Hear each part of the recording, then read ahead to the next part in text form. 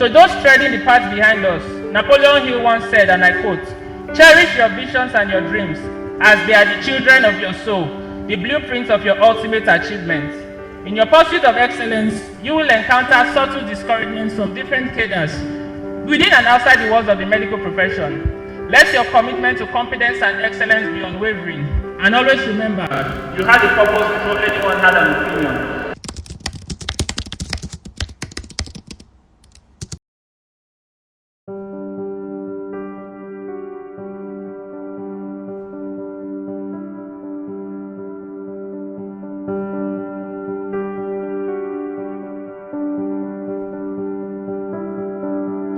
Good afternoon to us all.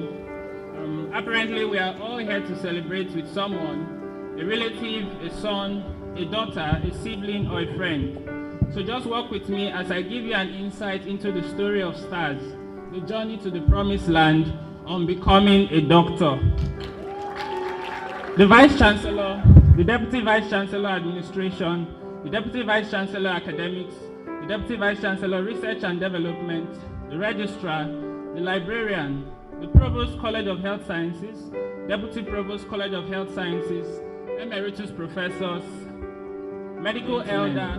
It is my distinguished privilege and honor to deliver this valedictory address on behalf of my colleagues on this gracious occasion. Days like today allow us to reflect on the past and look forward to the future. Over the last 8 years or more, for some of us, there has been a lot to learn within and outside the classroom to last us a lifetime. Our journey through medical school began with several risk factors for failure, but more importantly, it was accompanied by an untamed determination to succeed. And the fact that you see us all here today is a testament to the challenges we have overcome. Ikpotokin, gospel or physiology. Ikpotokin, gospel or pathology. Ikpotokin, gospel or pharmacology.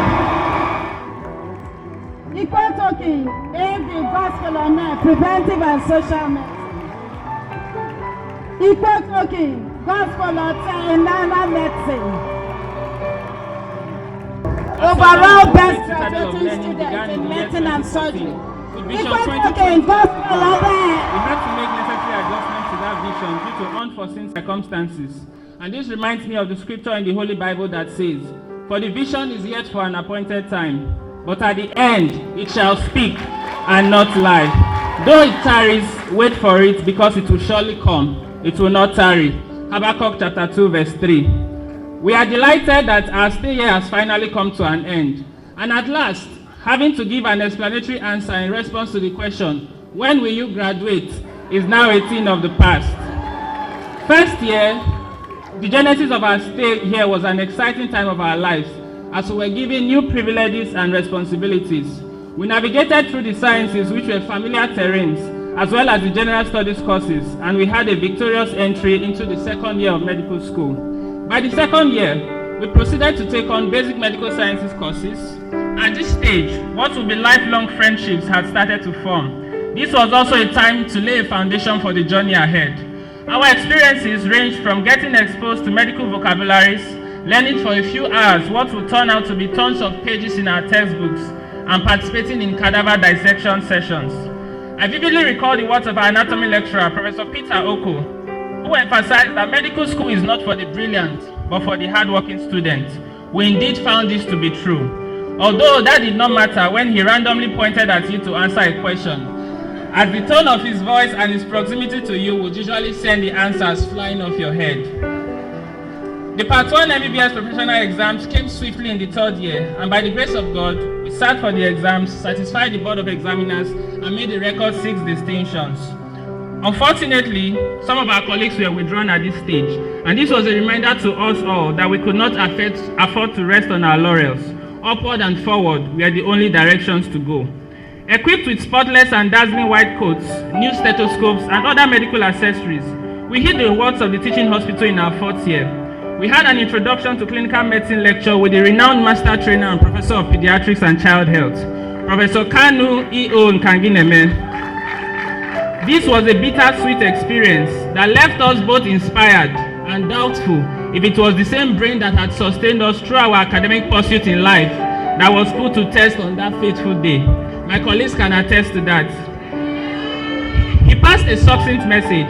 In our clinical years, we must learn to pay attention to details and never be absent-minded. We progressed to our junior postings in medicine and surgery, and our euphoria rapidly came to an end as it was time to sit for our end of posting continuous assessment test. Junior medicine's continuous assessment test scores in particular served as a reminder to us that work had to be done in the days ahead. Subsequently, our introduction and block lectures in pharmacology and pathology began. Suffice it to say that this was one of the most demanding phases of our voyage through medical school. It was characterized by exhaustion, intensity, and a feeling of inadequacy in the face of a seemingly endless onslaught of coursework. The release of every pharmacology test result came with an anticipation that mirrored that of a professional exam, as one could not predict precisely what the outcome would be. Moving forward to the professional exams, I recall the hissing sound of soda drinks being opened that filled the examination hall at the sight of the pharmacology multiple choice questions. The questions and options were characteristically lengthy, with the options themselves being in the similitude of identical quintuplets. At the end of the day, it was mission accomplished, and we bade farewell to pathology and pharmacology with our gaze on the next challenge. Resilience was key to survival during our 4th year. The 5th year gave us the privilege to care for women generally and welcome life into the world through obstetrics and gynecology. It also afforded us the opportunity to care for children in pediatrics and to learn about the frailty of the human mind in psychiatry, amongst other things. The morning reviews in obstetrics and gynecology postings are memories we will hold here in our hearts for a long time. The voice of our beloved teacher of blessed memory, Professor Anthony Okpani, who consistently asked, "Where are the medical students?" followed by an interactive session he had with us, as well as the in-depth analysis of cases presented by the healthcare team, characterized our weekday mornings. These events contributed significantly to our understanding of the course.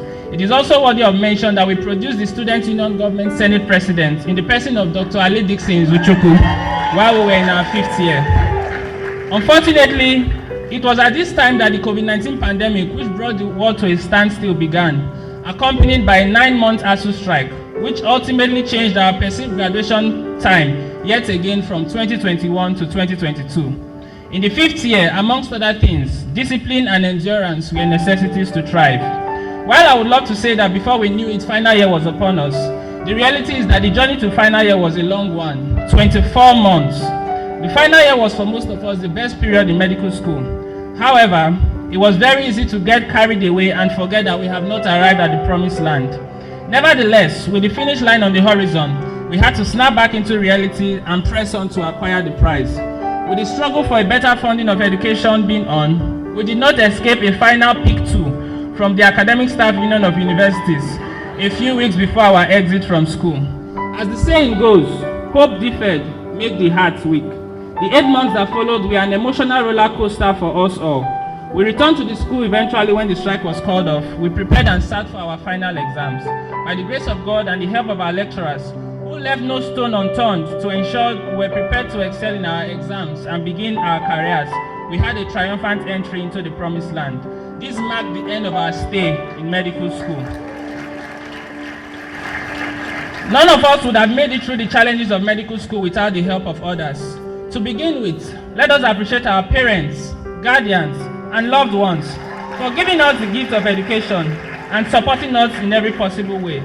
Parents and guardians have traveled from far and near to be here today, and it's only fitting that we put our hands together again to say a big thank you to all of them, as this ceremony honors them as much as it honors us. The university and the teaching hospital provided us with an excellent and unique medical education. Our professors and consultants guided us with their wisdom and depth of experience, leading us with confidence from the lecture theaters to the bedside and shaping us as the occasion demanded. Residents, nurses, and all other members of the team who contributed to our learning, we are grateful. The college administration, led at different times by Professors Chris Akani, Christy Mato, Iyopu Simini Alai, and currently by Professor Angela Frank Briggs, were there for us through the good and the bad, working tirelessly behind the scenes for our benefits. We acknowledge your efforts. We cannot forget the patients who contributed enormously to our education, and for that, we hold them a debt of gratitude. They were as important to us as the sea is to the sailor. Behind every sign we elicited was a unique individual who gifted us their trust and this is a debt we will continue to pay throughout our professional careers. We also remember our teachers and colleagues who departed during our sojourn here. Professor Ayalogu Edward, Professor Anthony Okpani, Professor Rollins Jamabo, Professor Friday Wokoma, Dr. Alagoma Iyagba, Dr. Caroline Iyala, Okore Chibuke Emmanuel, medical student, Gogo Job Ene, medical student. We will hold the fort and honor them by putting into practice what we learned from them and possibly doing the things they did not get a chance to do for the medical profession and the world at large. I particularly want to thank those who have their handwriting in my medical school story. Firstly, the Almighty, all-sufficient God for granting me all the resources that I needed to succeed during my stay in school. My parents, Reverend and Pastor Mrs. Abraham Ikpotokin, I will not be here without you. I am immensely grateful. Bishop and Reverend Mrs. Emmanuel Bob Manuel, thank you for encouraging me and providing a home away from home. My teachers, who always encouraged me to be and do better, Professor Yopu M. Simini Alai, Dr. Chibuke Obiandu, Dr. Abimola Temitayo Awopeju, Dr. Joyce Okagwa, and Dr. Tamino Okoro Diamond, thank you. My mentors, Dr. Sewere Thompson Osakari, Egu Chinedu Brian, Daisy Amechi, Chinwe Ojanomari, Elaine Ajoku, Goodness Metu, Chizukwa Amala Smart, Winifred C. Ibianu, Douglas Superkrite, Alinor Ezioma, and Stanley Kanlo, thank you. My friends, Olufunke Sophia Adeleye, Doctors Bobie Dumle Jane, Ngumachi Azo Betty, Eruta Yao Generona, Iwundu Chiwendu, Aro Sonia, Precious Onyema, Chinwuba Chinyere, Ifoma Udo Monica, Dorcas Bob Manuel, Uduma Elizabeth, and Chula Chuaken, and every colleague who supported me in one way or the other, thank you. The Christian Medical and Dental Association of Nigeria Students, University of Port Harcourt Teaching Hospital, and the Port Harcourt University Medical Students Association, thank you for teaching me service and leadership, amongst other things. Also, a special mention of those who govern the affairs of the class and the Port Harcourt University Medical Student Association at some point.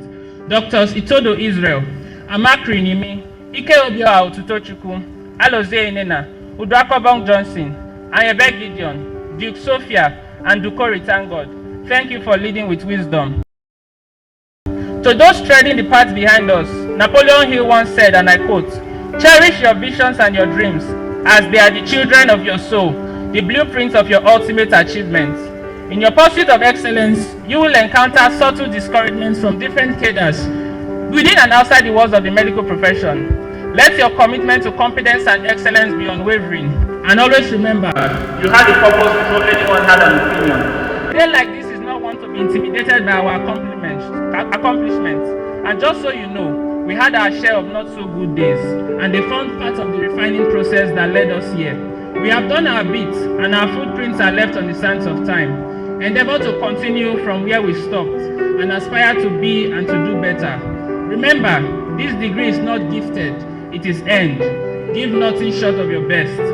Finally, dear Asterians, you would all agree with me that our approach to success in school may share similarities, but some have been glaringly different. There are those amongst us who used to ask for lecture slides by 2 a.m. on the morning of the exam, and they still ace it. Some backbenchers whose name were never absent on the pass list. Those who worked tirelessly even before a session began. Those who belong to multiple study groups. Those who prefer to work alone and otherwise. The point is to stay true to yourself. Follow your passion and never follow someone else's path. Success is to live your life with integrity and not give into the pressure to be something you are not. So hold on to your dreams, to become a consultant cardiologist, to be an interventional radiologist, to be the fastest and safest knife in town, to set up a small practice and spend your free time in the art scene, to explore digital health and technology in medicine, or perhaps to take an entirely different path less traveled. Everybody and everything has its time and place. As I believe you understand, whether or not you received awards today is not a predictor of the endless possibilities that lie in your future. Just like those who have gone ahead of us, the ovation as it has happened today will be etched in the memory of the walls of this building. And as we step out of here, we will all have many chances to succeed in life and otherwise. I have realized that success and greatness are predictably achievable, regardless of one's past, if only we are willing and diligent enough to pay the price. When we encounter losses, let us remember that losses allow us to appreciate and celebrate our victories better when they come. In the pursuit of greatness though, as corny as it may sound, we must remember to spend quality time with friends and family. and to take out time for the things we love. We are graduating from a college that stands on high standards and adherence to values. Let there be no compromises on ethics or quality, and we must build our reputation likewise. While this is a time to say goodbye, it is also a time to say hello. So, I say hello. Hello to a new adventure. Until we meet again, all the very best from your colleague and friend.